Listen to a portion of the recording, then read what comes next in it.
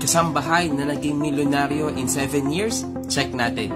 8,000 piso kada buwan ang sweldo ng dating kasambahay na si Gina Macahilos nang magsimula siyang mamuhunan sa stock market noong 2010. Sa halagang 5,000 pisong natanggap niya na Christmas bonus, nakipagsapalaran siya sa stock market. Siya yung maid na tinuturo ni Brother Bo Sanchez sa kanyang libro na My Maid Invest in the Stock Market. 7 years siya, on a monthly basis, consistently na nag-i-invest sa stock market. Again, 7 years. Ang investment para mangga, it will take time to grow. Hindi siya para munggo na kinabukasan tubo na.